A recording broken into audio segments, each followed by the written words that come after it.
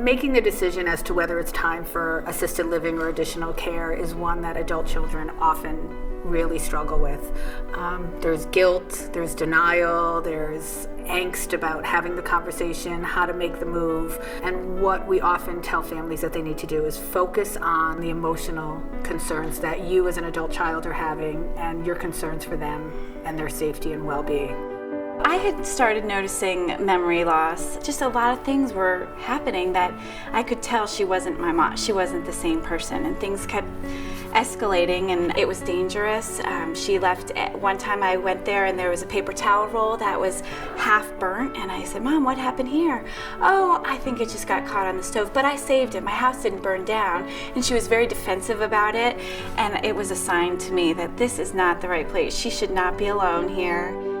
I think the first thing I really saw was when I would go over, the house wasn't picked up at all.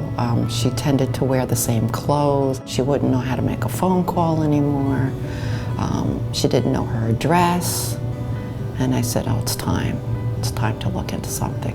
One of the other obstacles that sometimes get in the way of making the decision is over-involving the person with memory loss in the decision making. But to ask a person who's having memory loss if they want to go really is a way for families to relieve their guilt. Absolutely felt guilty, am I doing the right thing? But then I also had a social worker come talk to her and observe her and everything, and everybody said, you're doing the right thing, it's not a safe situation. So that made me feel better. And I said, yeah, even if she cries, even if she gets upset, she will adjust, and in the long run, it's the best thing for her. Families aren't always on the same page, especially children who don't live nearby, who don't see it, who haven't been as involved. Their guilt is compounded because they feel the need of maybe they should have been there more, maybe they should have done more. Not everybody needs to agree on the decision, but everybody needs to agree on the decision maker. My younger sister felt we were kidnapping her.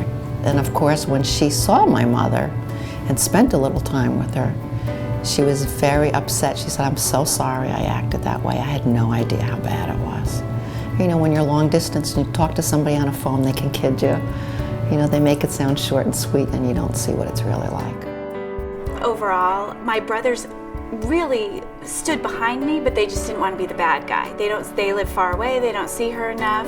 They want their time with her to be pleasant, and so it needed to be me, it needed to be somebody, and I just think that any other family going through it needs to have at least one spokesperson to stand up, because I wonder if my mom hadn't moved, what would have happened to her? What awful thing, and then how bad would we have all felt?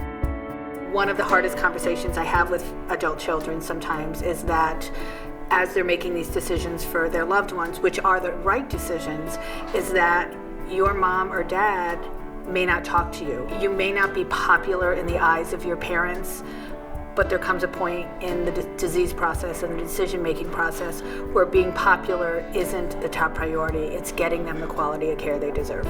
We planned out the whole thing and said we were going to move her in, and we didn't say much to her. The night before she came here, we moved her furniture in, and she didn't even know. And then we kept talking to her about it. She was adamant, I'm not going. And she was mad at me, and things were not good between us until she had a fall. And as she broke her shoulder, and as awful as it was the best thing that could have happened, because it precipitated her to go to physical therapy in a nursing home after surgery. And from there, I was able to say, the doctors don't want you to go home. And we brought her here, and we spent the whole day with her and had meals with her, and they welcomed her wonderfully. They were just so nice. They met her at the door.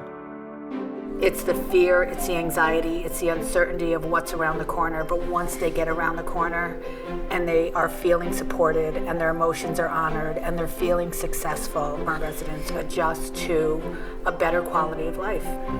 During this transition, a lot of times have been hard, and she's been mad and frustrated with me and resentful of things that making her move and lose her independence and all that, but I don't see any of that anymore.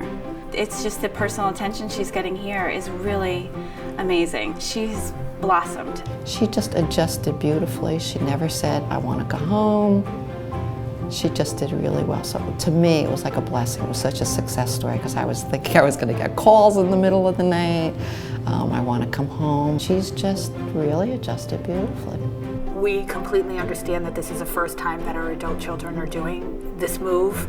We've done it 1,000 times, and we can give you our knowledge, work with the adult children, and make the move successful. Maplewood is appealing to a lot of people. Nothing has been missed. Everything has been thought of. I was just very impressed with everybody and everything. I know she's going to be taken care of, and that just makes me feel so great.